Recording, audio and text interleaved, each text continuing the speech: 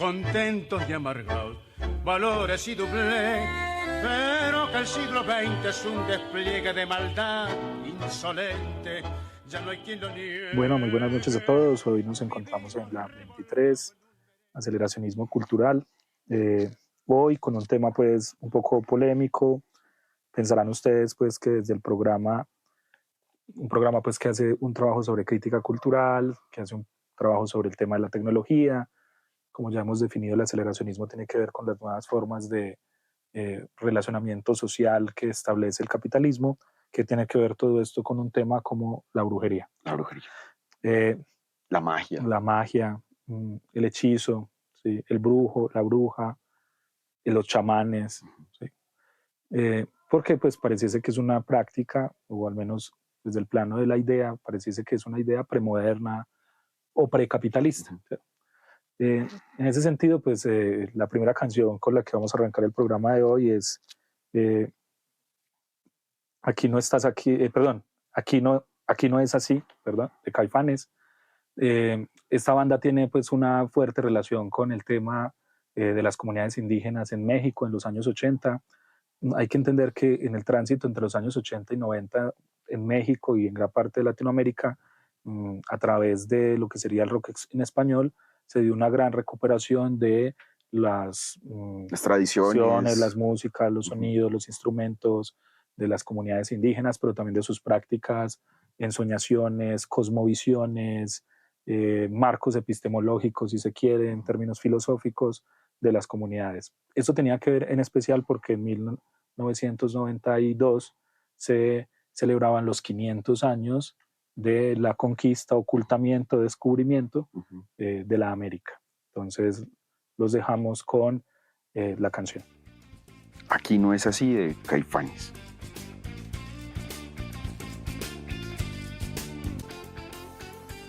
Muy bien. Sí, como lo decíamos ahora, a través del rock en español, pues viene como un tipo de recuperación de los contenidos pues, cosmológicos, epistemológicos y de las prácticas de las comunidades indígenas. Si ustedes notan, la canción empieza justamente a revelar ese encuentro, ¿no? El encuentro entre lo que sería la modernidad, que es como lo marca en cierto sentido Max Weber, un proceso de desencantamiento del mundo. Ese proceso de desencantamiento del mundo es esta idea de que la naturaleza, de que lo externo al sujeto, carece de esas fuerzas que el sujeto no podía controlar. Es decir, esas fuerzas van desapareciendo. ¿Cuáles eran esas fuerzas? Lo que en la mitología podía traducirse con las hadas, los dioses, los seres místicos, los demonios, ¿sí? Eran como fuerzas que habitaban en el plano de lo natural y que al habitar ahí tenían cierta capacidad de ejercer sobre el ser humano voluntad y modificar la voluntad del ser humano. Sueño de una noche de verano, por ejemplo, de Shakespeare, trabaja profundamente esos elementos cuando Puck, el protagonista, juega con las emociones y los sentimientos de los diferentes personajes en la obra de teatro, donde cómo juega con ellos hace que se enamoren entre sí o se dejen de amar. Y recuerde también, por ejemplo, en la Odisea, cuando Odiseo llega a la isla de Circe, que convierte a gran parte de su tripulación en cerdos, ¿sí? Que precisamente lo que hace es ofrecerle a Odiseo la posibilidad de tenerlo todo sin tener que volver a Ítaca, no retornar a su casa, no volver a su lugar, digamos que prometido ciertamente, aunque Cavafis en su poema no habla necesariamente de una tierra prometida, sino volver a su lugar de origen, ¿cierto? Sino quedarse en la mitad del camino, en un hechizo. Claro, la idea es eso, como unas fuerzas que van más allá de la voluntad humana. Entonces, lo que haría la ciencia en el proceso de la modernidad es, en ese momento de desencantamiento, dice Weber, es entregarle al ser humano la capacidad de controlar esas fuerzas que antes lo dominaban. A Francis Bacon lo dirá en cierto sentido como que el desarrollo científico-técnico es una forma de dominar la naturaleza y las fuerzas de la naturaleza. Entonces, en principio, cuando uno está hablando de la brujería, de la magia, hay que entenderla no solo desde su plano de desmitificación científica, ¿cierto? Esta idea de que simplemente son un conjunto de creencias irracionales, etcétera, etcétera, sino que funcionaron en un determinado momento como formas a través de las cuales conocimientos, creencias, ¿cierto? A través de las cuales el ser humano comprendió, entendió, interpretó su realidad. Yo creo que ahí, Sergio, es muy importante que pensemos en cuál fue como el personaje que da el surgimiento pues a todo esto, y es justamente el papel de la mujer allí como bruja, ¿cierto? De hecho, pues Jules Michelet, el historiador francés, pues el hombre sostiene en su estudio, que se llama así precisamente, se llama La Bruja. Él allí, por ejemplo, en su investigación, encontró que la bruja se forma es precisamente cuando la mujer empieza a tener un conocimiento de la naturaleza, ¿cierto? De hecho, él afirma algo como la naturaleza las hizo hechiceras.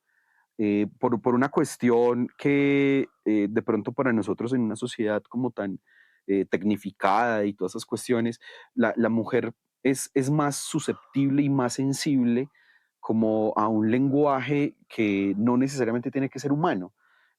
Piense, por ejemplo, en las premoniciones, en los sueños premonitorios, en la adivinación incluso, Cuando su mamá ¿sí? le dice no se vaya por allá porque Que le va a le pasar va a pasar algo, algo, seguramente va a pasar algo, sí, entonces la mamá es una bruja. seguramente va a pasar algo.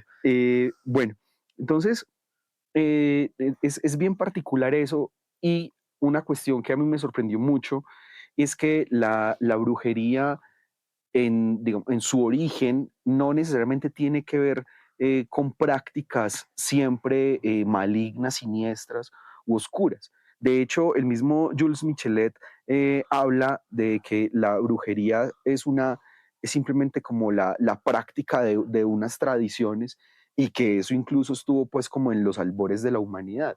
Pensemos, por ejemplo, en los oráculos femeninos griegos, ¿sí? El hecho de que vayan unos adivinadores. Recuerde en la tragedia griega, en Edipo Rey, quien va a decirle a Edipo cuál es la desgracia que hay en su vida, cuál es la maldición que hay en su destino, es Tiresias, que es un ciego Pero y que ve otras eso tiene que cosas. ver con lo que yo decía ahora. Por ejemplo, la idea de las fuerzas de la naturaleza, normalmente eso se interpreta desde el plano antropológico como creencias animistas, ¿no? La creencia animista es aquella que considera que eh, la naturaleza, los seres de la naturaleza tienen alma. Esa alma es independiente, ¿sí? Y esa alma es una voluntad que puede ejercer dominio sobre otras voluntades. Lo que harían como los brujos, los magos, los sacerdotes, ¿sí? Era que eran capaces de interpretar esas almas. Es- Eso suena muy raro, ¿no? Pues en nuestra sociedad tecnificada, capitalista, desarrollada, en el sentido era como que, por ejemplo, un ritual común dentro de las tradiciones griegas era sacar el hígado de un animal, ¿cierto? Normalmente era un toro o sí, un animal sagrado, y revisar el hígado. Entonces ellos supuestamente a través de las comisuras, la forma del hígado, revisaban como la voluntad del animal. Y como el animal era un animal simbólicamente importante, el animal les mostraba el destino. Porque la idea del destino era que justamente no había individuos. Esta idea del individuo es una idea moderna. El destino era que los pueblos, las comunidades, ya tenían cifrado su futuro. Y ese futuro ya estaba instalado por esas voluntades, por ese animismo de la naturaleza. Y lo que hacían los sacerdotes era como un punto de tránsito. Eso es particular, por ejemplo, en los chamanes. En las comunidades indígenas, por ejemplo, el Haibana, en las comunidades en Verachamí, eh, no vive dentro de la comunidad, vive al borde de donde vive la comunidad, porque él es el tránsito entre lo humano y la naturaleza. Él está como en la comisura, en el encuentro, en la frontera entre ambos. Y su conocimiento es tanto sobre el mundo humano como sobre la naturaleza.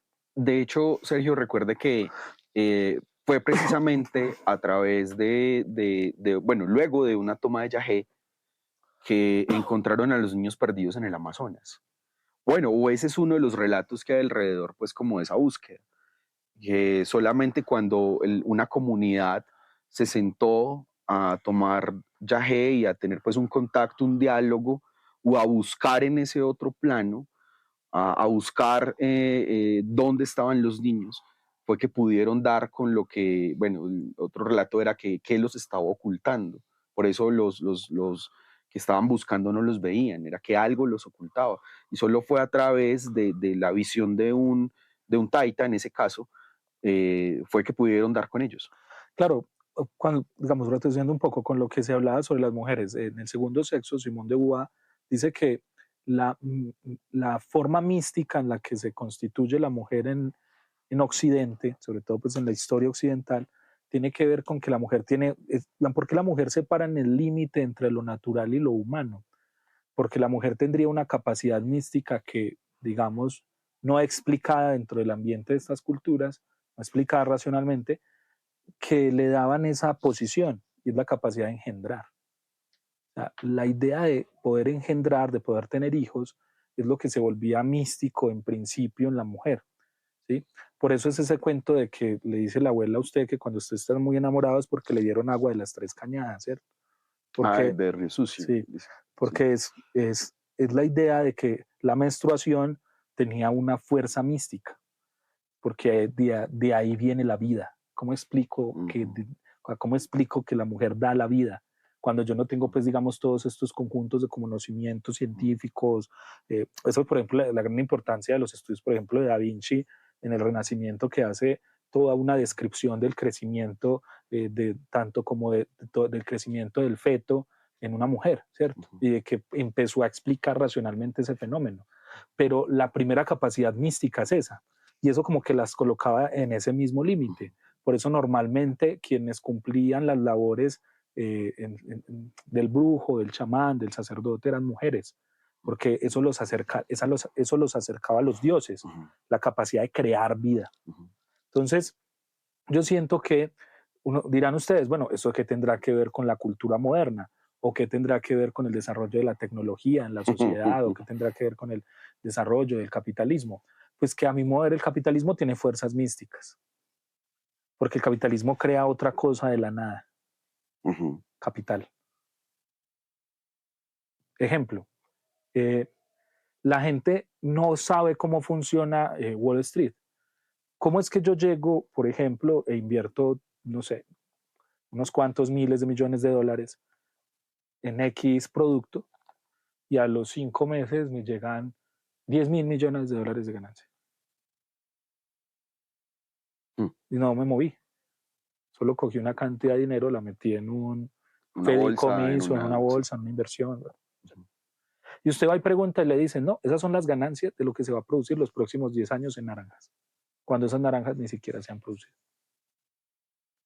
Es lo que nosotros creemos que se va a producir, por ende sube el precio de la naranja y como usted invirtió en naranjas, ahí está su ganancia. Crea de la nada. Es la facultad de la mercancía, también decía Marx, cuando pareciese que la mercancía adquiere vida. No sé si usted se ha visto esta película de Disney, cuando Mickey Mouse, ¿cierto?, coge una varita, es que no me acuerdo, creo que se llama Fantasía, y empiezan a andar las cosas, ¿ves? Y adquirir vida. Eso hace el capitalismo. La gente, los objetos han adquirido vida frente a nosotros. Es decir, la idea que tenían en las culturas anteriores al premodernas, precapitalistas, si las queremos llamar eurocéntricamente de esa manera, porque realmente están mal nombradas de esa manera, cuando hablaban de las fuerzas de la naturaleza, realmente eso ya se ve expresado en el capitalismo como las fuerzas de mercado. O sea, cómo las mercancías han adquirido una fuerza sobre nuestras vidas y cómo dominan nuestras vidas y cómo nuestras vidas adquieren significados a través de ellas. Es más, cómo nosotros mismos nos tratamos como mercancías y nos alienamos en ese campo, porque justamente el deber del sacerdote, el deber del brujo, al transitar entre ambos planos, plano de la naturaleza y el plano del mundo humano, era justamente mediar entre ambas fuerzas, para que el ser humano no cayera bajo el dominio del orden de la naturaleza.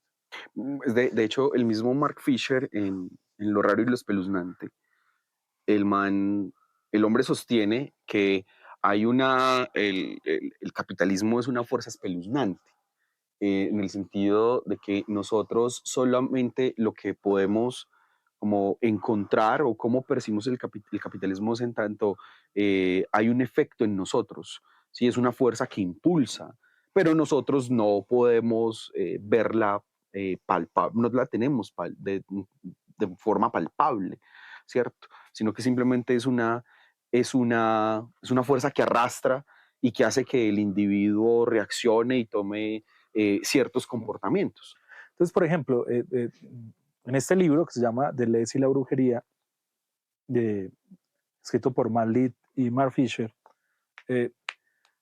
Deleuze tenía un concepto que se llamaba condiciones presubjetivas o preindividuales.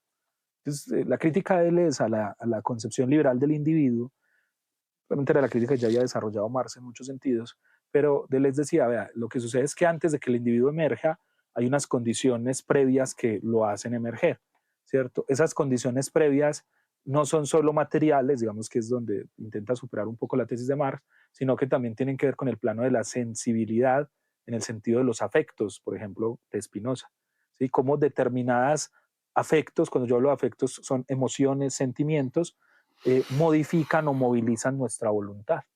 Entonces ese marco previo es lo que nos genera o nos produce como individuos o como sujetos. O sea, ¿qué me hace a mí profesor? No solo la idea de querer ser profesor o no solo la concepción de que yo mismo me vea a mí mismo, o sea, mi autoconciencia como profesor. Lo que a mí me hace profesor es que hay un conjunto de fuerzas previas que me han configurado como profesor, que no solo están ancladas al plano de las capacidades económicas, académicas, sino también afectivas, emocionales, sentimentales, que han llevado a mi cuerpo a cumplir esa labor, a cumplir esa posición de individuo o esa posición de sujeto. El problema, dice, en ese sentido de es que ya no tenemos chamanes que medien entre mi posición ya concreta, actual de sujeto y esas fuerzas anteriores. Sí, que lo hemos discutido muchas veces pues acá en el programa. Y esa fuerza anterior, bueno, pues no sé, en alguna parte habré leído que se hablaba de la psicología, se hablaba de la psicoterapia, no sé en qué medida la psiquiatría o tratamientos psiquiátricos como un chamanismo del siglo XXI, ¿sí? Donde que creo que eso es muy importante. Creo que por eso es importante como que de pronto si a nuestro público le interesa leer y revisar, leer la historia de la bruja que plantea Jules Michelet, porque él rescata precisamente el contacto humano con el mundo de la naturaleza, el mundo de las plantas, el mundo de los remedios naturales, de un conocimiento simplemente que se pasa de tradición en tradición a partir de narrativas, ¿sí? Y ahorita la forma como nosotros de pronto vamos como conectando con nuestras cargas, no sé, nuestros traumas de la niñez, nuestros problemas de vida adulta y demás, lo solucionamos ya no con ese contacto de otro mundo, sino alguien que nos explique este mundo en nosotros mismos, en nuestra realidad, que es como lo que hace el psicólogo, como lo que hace el psicoterapeuta. Deleuze en Capitalismo y Esquizofrenia frente al psicoanálisis, él le llama el chamanismo. O sea, pero cuando el psicoanalista realmente es chamánico, es porque el chamán no pretende someter al individuo a las condiciones de su sociedad, porque el chamán no está reinterpretando el mundo del ser humano. El chamán intenta hacer un tránsito entre ambos. Lo que sucede muchas veces con la psicología, casi en un sentido estructural funcionalista, es decir, busca que usted se aliene y que usted se normalice. Ujú. El chamán no, el chamán busca que usted a través de su encuentro con la naturaleza cambie, diría él, es devenga, ¿sí? Ujú. Entonces, cuando yo estoy, el chamán, por ejemplo, en su ejercicio, digamos, de la ayahuasca, ¿cierto? Del viaje espiritual, del trip, hablando en términos del 68, Ujú. lo que busca es que usted encuentre, por ejemplo, un tránsito donde usted se deshumanice, pero en el proceso de deshumanización, que puede ser, por ejemplo, el encuentro con un símbolo animal, el encuentro, que es lo que llama Deleuze los devenires animales, los devenires, devenir mujer o devenir otro, que en ese encuentro, ¿cierto?, usted halle la respuesta al problema del orden social imperante. O sea, el devenir es una ruptura en ese sentido, Yo creo que por eso es tan y no importante solo como una normalización. el caso, por ejemplo, del dios Dioniso y digamos que su versión romana, que es Baco. Recordemos que Dioniso era sobre todo el dios del vino, el dios de la fiesta. De hecho, la tragedia griega, el teatro griego era una fiesta donde Dioniso era también un gran protagonista, ¿cierto? Y también recordemos que a través del vino es que se empieza como a estimular, bueno, se da la borrachera y demás, pero se da el trance, ¿sí? Se da la danza también.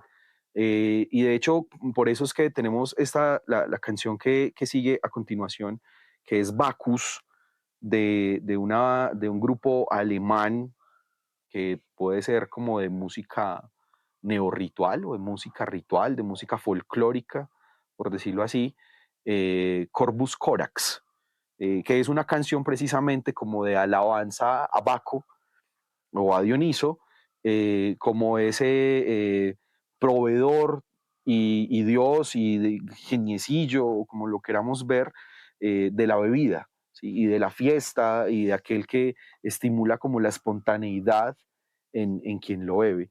Entonces vamos con Bacchus de Corvus Corax.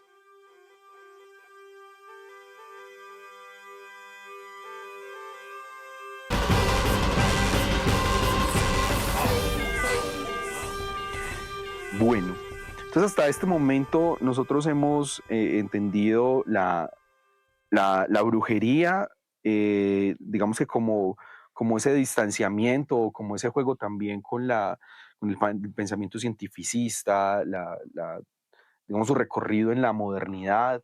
Ciertamente hemos planteado muy superficialmente el papel de la mujer como bruja, como hechicera, como mediadora, pero también el papel del chamán, tanto en el mundo, en un mundo indígena, en un mundo, ¿cómo lo diríamos? No sé si precolombino sea adecuado, más bien en un Unas poblaciones mundo, bueno, originarias, poblaciones originarias, sí. puede ser. Es que es Eh, difícil nombrar claro, porque claro. usted dice Pachamama, pues, no sé, la Pachamama no es de todas las comunidades indígenas. No, no, Si no. usted dice Abya Yala, no es una anunciación Ajá, tampoco de todas las ajá. Y comunidades. si se gea tampoco es de todas las Exacto, exactamente. comunidades. Bueno, bueno, entonces queremos o les quiero plantear lo siguiente. Cuando, cuando empiezan las persecuciones a las brujas a finales de la Edad Media, todo el periodo de Inquisición, eh, es un fenómeno que es sobre todo un fenómeno político.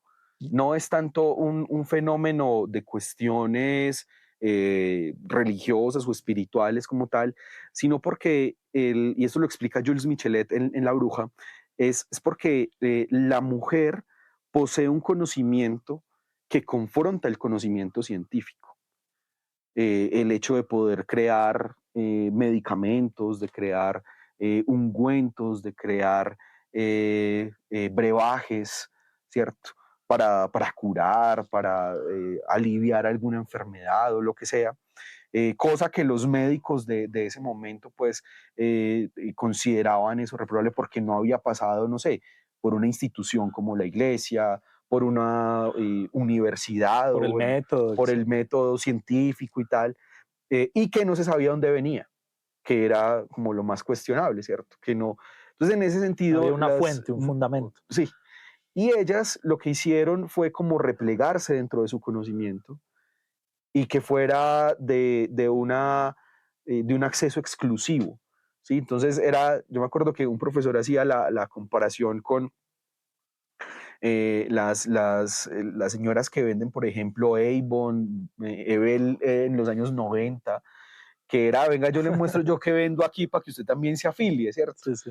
Era algo así, como venga, yo le muestro lo que yo sé hacer y venga, participe con nosotros del aquelarre y tal. Bueno, y ahí es donde empieza a aparecer la figura de Satán o de también el otro nombre que tenía era Philip, lo llamaban Felipe.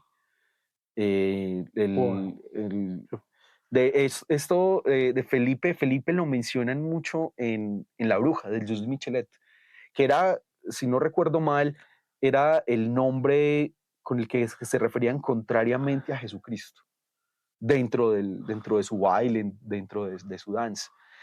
Aunque de pronto en un siguiente programa sería muy bueno hablar como como esa transformación que ha tenido la imagen de Satanás y todo, ¿cierto? Cómo pasa a ser hasta de la Jesús, imagen, ¿no? incluso de Jesús, ¿cierto? Eh, pero finalmente era el conocimiento como desde la naturaleza, el conocimiento al que no podía acceder una comunidad específica. Y eso pues generó la persecución. Bueno, en parte es como lo decíamos ahora, esa capacidad mística, pues, como instalada ya como en la corporalidad y en la subjetividad de las mujeres, también es un poder. O sea, uno no puede como distanciar la relación entre saber y poder. ¿Por qué? Porque todo conocimiento nos permite el desarrollo de determinadas capacidades y esas determinadas capacidades nos permiten transformar, cambiar cosas, ¿cierto? Entonces se convierten en un poder en la medida en que me permiten, por ejemplo, como lo decías ahora, colectivizar, o sea, aliarme con otros. Vea, yo tengo este conocimiento, te lo doy. Entonces ven, trabaja conmigo. O me permite cuestionar la postura de otros, entonces resistir a otro poder. No, mira, es que tú no tienes razón, esto no funciona o no es de determinada manera. Entonces, en un texto que se llama Calibán y la bruja, de Silvia Federici, ¿cierto? Otra marxista en la lista de este programa, la Federici va a decir lo siguiente: era necesario en el inicio de la modernidad y del capitalismo subvertir, despojar a la mujer de su capacidad mística, que era como un poder en un plano simbólico, Sí. de su capacidad, de su poder en el conocimiento, sus conocimientos, prácticas de las que tú estás hablando, y en ese sentido se le alienaría o se le enajenaría de su capacidad de agenciar políticamente. Si yo le quitaba esos dos elementos, era capaz de hacer el siguiente paso, cosa de la que hablábamos en el programa anterior: encerrarla en la familia. Sí. Para poder encerrar a la mujer en el plano del orden familiar, monoparental, tenía que suceder primero su desmitificación, su epistemicidio y a su vez su alienación, enajenación política. Esa es una de las conclusiones a las que permite llegar Michelet. Y es que después de su estudio, él muestra que la mujer termina siendo una especie como de confrontación, pero también el elemento que es el puente hacia el descubrimiento, ¿sí? Es el puente que nos permite a nosotros conocer otros planos que se escapan, digamos que al mundo objetivo, ¿sí? A través de los sueños. De hecho, Inca Martí, en un libro editado por Atalanta, cuenta, su esposo Jacobo Ciruela, plantea una cuestión sobre los sueños muy interesante, sobre los sueños de la mujer, que a través de los sueños o en los sueños hay un lenguaje que para nosotros ya como sociedad tecnificada, el lenguaje ha perdido como ese sentido cuando antes era el contacto con la divinidad. No nos va a dar el Antes programa. era ese misticismo. No nos Pero va a dar el bueno, no, dejo eso ahí. Porque hay una relación directa, ¿no? Digamos que eso también lo pensé yo, se me escapó, que lo quería decir en el programa, y era que nosotros hemos hablado aquí de la relación, ¿cierto? Lenguaje, mundo, ideología, hablábamos un poco de eso en la Universidad Autónoma de Manizales. Y es el tema de que, por ejemplo, los sacerdotes egipcios, explica Ernest Cassirer cuando habla de estos temas, los sacerdotes egipcios tenían más poder sobre un dios cuando sabían más nombres de él. Y eso se ponía en contraposición con el mundo semita, judío. Usted no tiene el nombre de Dios. Que de ahí viene el mito de Lilith. Claro, yo soy el que soy, porque yo no lo puedo nombrar. Porque si yo lo puedo nombrar, tengo poder sobre él. Cuando se desarrolla la demonología, algo que quisiera que habláramos ya como en un programa aparte, que es algo que son mis estudios no académicos, cuando uno ve la demonología, en la demonología la capacidad de controlar esas fuerzas, las que podemos llamar demonios, depende de saberse el nombre y saberlo escribir. ¿Sí? Ahora, eso tiene un origen, como desde casi los sacerdotes egipcios y los magos sumerios. Pero ¿por qué esa fuerza de la palabra? Porque ellos creían que las palabras hacían cosas, creaban cosas, ejecutaban cosas. Entonces la gente le dice a uno, no, pero yo realmente no es que sea muy, eso de la brujería es muy irracional. Yo vengo de ver a mis papás después de 33 años casarse, ¿cierto? Y lo que hicieron fue simplemente decir 2 palabras uno al otro, te voy a querer, te voy a proteger, te voy a amar toda la vida, te lo prometo. ¿Qué hicieron? Claro, es un acto de habla, es un acto, eso es performativo, de hecho, Performativo. quiere Entonces, decir hacer. la brujería se para en una comprensión performativa del lenguaje. Sí, es uno de sus fundamentos, si se quiere. Lo que sucede es que, claro, en el proceso de racionalización no existió, no se dio una forma, ¿cierto?, de comprender realmente la práctica mística o la práctica mágica o la brujería o el chamanismo. Bueno, y bueno, Para ir cerrando. con eso vamos cerrando. Pues les recomendamos de pronto algunas lecturas de Les y la brujería, de Matt Lee y Mark Fisher. Eso fue editado por Las 40. Ese fue un librito que conseguí en Argentina, me lo robé realmente. En Argentina tenía para comer, no para comprar libros. También la lectura de La bruja de Jules Michelet. ¿Qué más se atraviesa por ahí? Calibán y la bruja. Calibán y la bruja. De Silvia Federici, una marxista, feminista.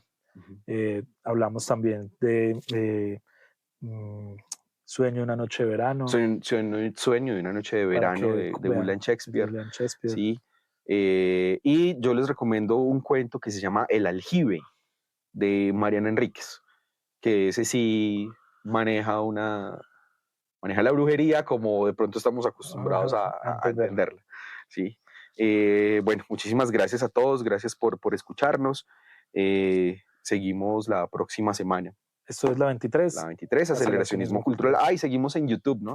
Ya estamos en YouTube, Instagram, ¿cierto? Falta como Facebook, le tenemos miedo a Facebook, ¿cierto? Sí. Sí. Y de pronto la fiscalía. Muchas gracias. Muchas gracias. Fue y será una porquería, ya lo sé. En el 506 y en el 2000 también, que siempre ha habido chorros, maquiavelos y estafados, contentos y amargados, valores y doble.